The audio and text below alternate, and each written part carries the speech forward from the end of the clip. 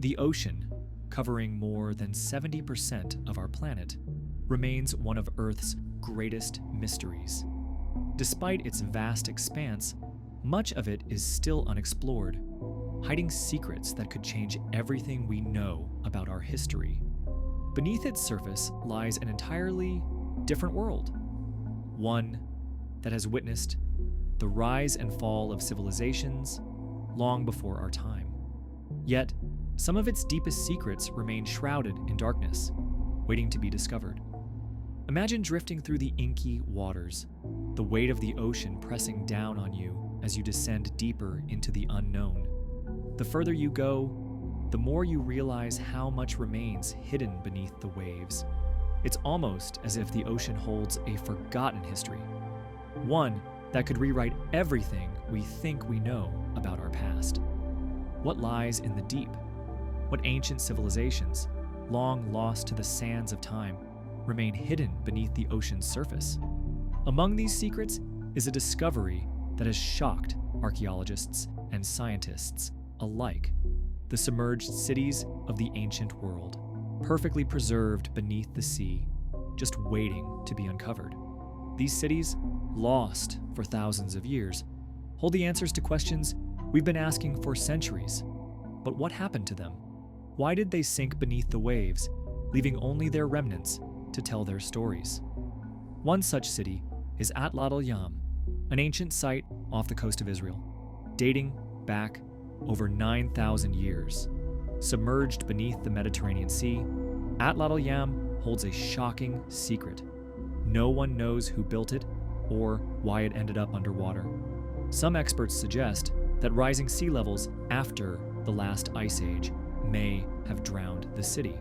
But this theory raises even more questions. Did the inhabitants leave willingly, or were they caught by surprise, trapped beneath the rising tides? Was there a cataclysmic event that forced them to abandon the city? Or did they know their fate was sealed and decided to submerge it themselves? No one can say for sure, but the mystery surrounding Atlatl-Yam only deepens as more and more ruins are uncovered beneath the sea. The city's layout is strikingly advanced for its time, with evidence of elaborate streets, residential areas, and even early forms of architecture. The discovery of numerous statues, artifacts, and tools hints at a society that was more sophisticated than we could have imagined for that era. And yet, no written records have been found, just the haunting remains of what once was. Why was Atlatl-Yam forgotten? Was it part of a much larger civilization, now lost to the depths of time? Then there's Pavlopetri, a city even older, submerged beneath the Aegean Sea. Pavlopetri is the oldest known submerged city in the world, thought to be over 5,000 years old. Discovered in the 1960s, it wasn't until the last few decades that technology caught up with the mystery, enabling us to explore its ruins in detail. With state-of-the-art underwater drones and scanning technology, we've been able to uncover intricate details of the city's layout. Streets, buildings, and even graves are remarkably well preserved beneath the water, making Pavlopetri a treasure trove of ancient history. The city's design is incredibly sophisticated, with organized streets, plazas, and houses that follow a planned grid. What's even more fascinating is that Pavlopetri's buildings are made from the same stone that was used by the ancient Greeks in their temples and public buildings. This suggests a deep connection between early civilizations of the Aegean region and the later well-known Greek culture. How did such an advanced city emerge so long before the time of the classical Greeks? And why was it abandoned? Was it an earthquake that caused the city to submerge, or was it an act of nature that sealed its fate? What's perhaps most astonishing about Pavlopetri is that it wasn't swallowed by a natural disaster or an earthquake. The city didn't crumble in the wake of a volcanic eruption or sink due to rising tides. Instead, it seems to have been intentionally submerged. Archaeologists believe that the city's inhabitants may have deliberately sunk it, possibly to escape an invasion or because of an economic collapse. but the true reasons remain unclear, leaving us to wonder what kind of civilization could have made such a drastic choice. Was it desperation or something else entirely? The mystery surrounding Pavlopetri is just as compelling as the secrets hidden beneath the sea itself. And yet, while these submerged cities offer tantalizing glimpses into the past, there is something even older and far more enigmatic lying deeper beneath the waves, something that has remained hidden for millennia, older than Atlatl Yam, older than Pavlopetri, and older than any civilization we've ever known. This is the story of the lost civilizations that may have existed long before recorded history began. Civilizations so advanced that they could have built technologies that rival our own. Could these ancient civilizations have built technologies that rival our own? It's a thought that stretches the boundaries of what we think is possible in the distant past. Some experts believe that these societies could have harnessed knowledge and tools that were far beyond what we've previously credited ancient peoples with. Could there have been a time when advanced technologies were not just possible, but already in use, millennia before the first written records? One of the most fascinating aspects of this theory is the discovery of mysterious artifacts and structures deep beneath the ocean's surface that seem to suggest advanced engineering far beyond what we associate with ancient civilizations. Consider the Yonaguni Monument, an underwater structure found off the coast of Japan. Discovered in the 1980s, it's a massive stone formation shaped in a way that looks eerily like a pyramid. Some scientists argue that it is a naturally occurring formation, but others are not so sure. The precision of the stone cuts, the geometric patterns, and the way the monument appears to have been purposefully constructed raise a haunting question. Could this be a remnant of a lost civilization that once thrived thousands of years before our known history? But the Yonaguni Monument is just the beginning. As we venture deeper into the mysteries of the ocean, we find evidence of even more bizarre structures. Submerged off the coast of India, the Gulf of Kambat holds the remnants of what many believe to be another lost city, Dwarka. Mentioned in ancient Hindu texts, Dwarka is described as a thriving, advanced city, home to the god Krishna. According to legend, it sank into the sea after a great battle. But is this simply myth, or is there some truth to the story? In the early 2000s, underwater archaeologists discovered what appeared to be man-made structures, such as roads, pillars, and even large stone blocks, deep beneath the waters of the Gulf of Kambat. Radiocarbon dating suggested that these ruins could be over 9,000 years old, far older than anything traditionally recognized in ancient Indian history. Could Dwarka, as described in the texts, actually have been a real place? Could the stories of gods and kings be based on the remnants of a civilization that was far more advanced than we ever imagined? The discovery of such ancient, submerged cities raises another fascinating question. If these civilizations were so advanced, why did they vanish? What catastrophic event led to their sudden disappearance? Were they victims of natural disasters, floods, tsunamis, earthquakes, or did they simply fade away, lost to the ravages of time? It's hard to say for sure, but there's a growing body of evidence suggesting that Earth has witnessed mass extinctions and cataclysmic events that were far more destructive than we've been led to believe. Take the story of the Great Flooding of the Black Sea, for example. Archaeologists have uncovered evidence that around 7,500 years ago, the Black Sea was suddenly flooded by waters from the Mediterranean. This catastrophic event, known as the Black Sea Deluge, is believed to have submerged a vast land area, potentially wiping out entire civilizations in an instant. Could this flooding have been part of a larger, global-scale catastrophe that affected many regions of the world? And could it have been the final blow for once great civilizations, forcing them to sink beneath the waves? Some even speculate that the flooding of the Black Sea may have been linked to the biblical flood of Noah, a story found in many ancient cultures. While mainstream science often dismisses these accounts as myths, could there be a kernel of truth hidden within these ancient texts? Could the flood stories be based on real events, distorted over time, and passed down through generations? As we dive deeper into the ocean's mysteries, it becomes increasingly clear that the past may not be as simple as we've been taught. The idea that ancient civilizations once possessed advanced technologies that were lost to time is a tantalizing one. Could there have been a cycle of rise and fall where advanced societies flourished only to be destroyed by natural catastrophes or even their own mistakes? The more we uncover, the more we realize that the ocean may hold the keys to unlocking these questions. The remains of sunken cities, ancient artifacts, and even lost technologies lie beneath the waves, waiting to be rediscovered. What if we could piece together the puzzle of these ancient civilizations? What if we could learn from their triumphs and mistakes, perhaps gaining insight into our own future? In recent years, we've seen huge advancements in underwater exploration technology, allowing us to venture deeper into the ocean than ever before.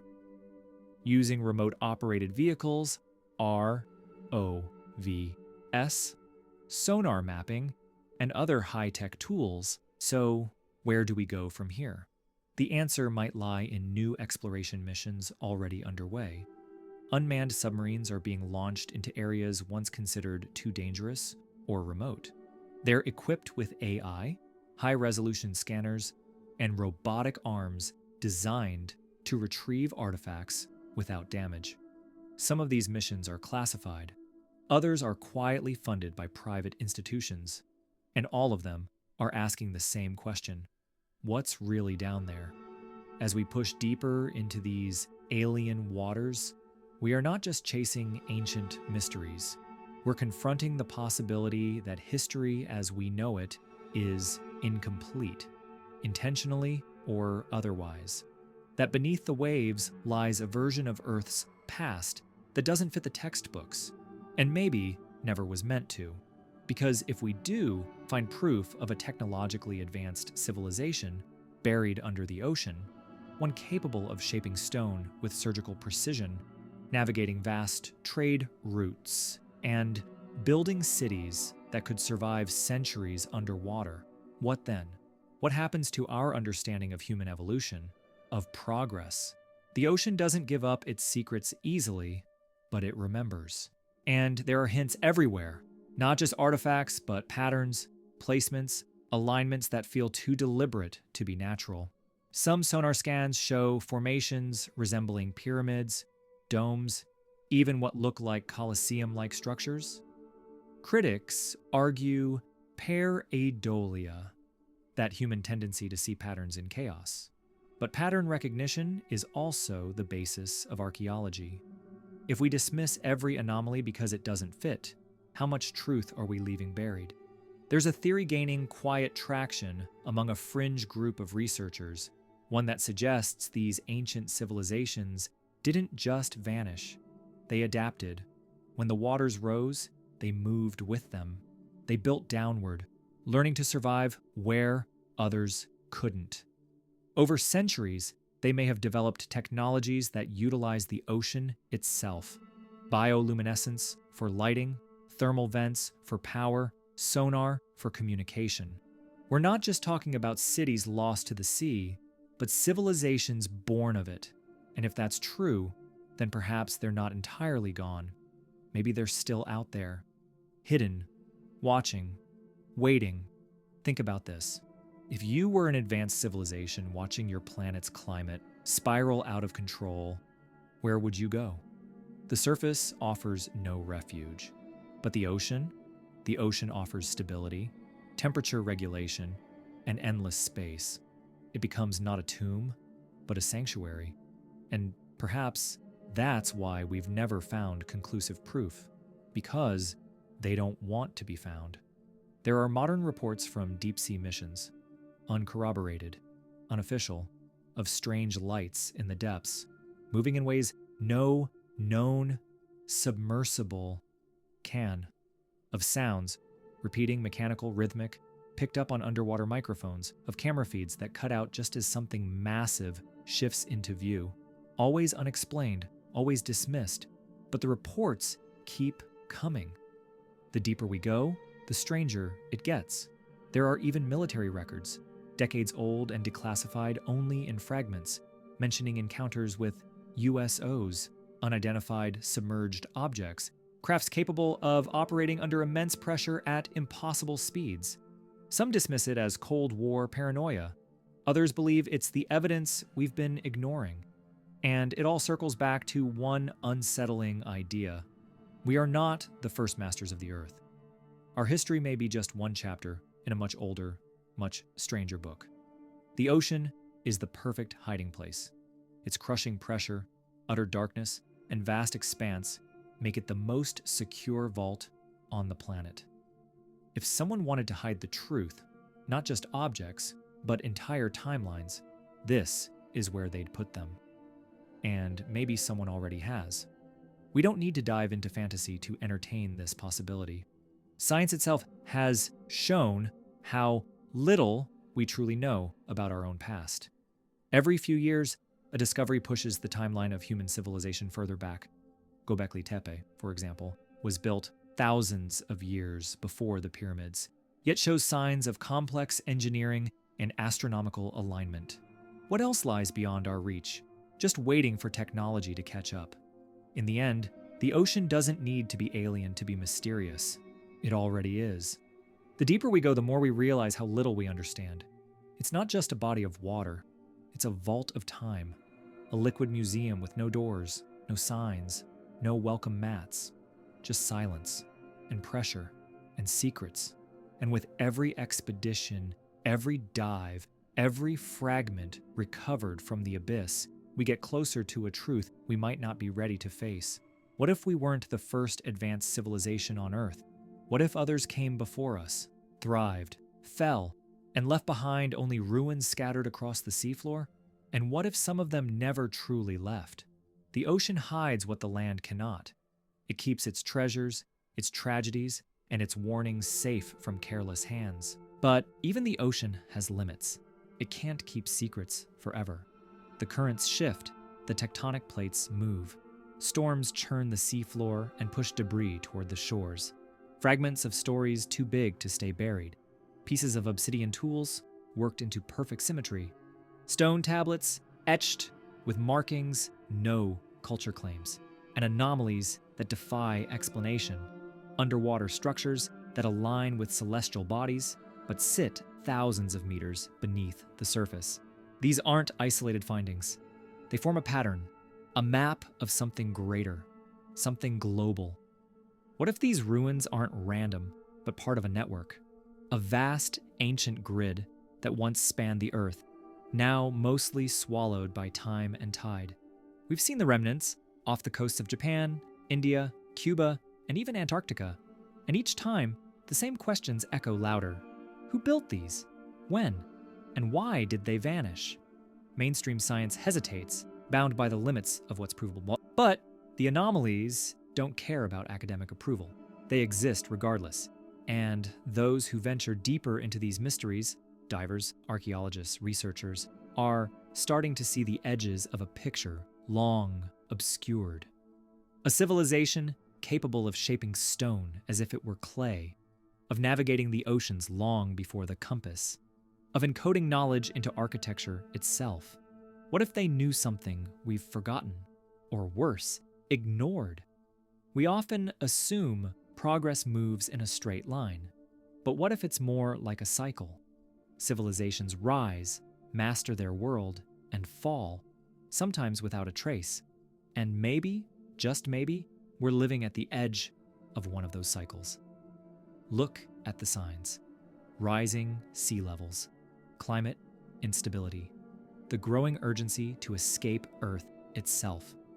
We're repeating a pattern, one that could have played out before, long ago, in a different age. One that ended not with war or famine, but with water. Think about the myths. Almost every ancient culture has stories of floods, lost lands, and civilizations swallowed by the sea. Atlantis, Lemuria, Kumarikandam, we call them legends.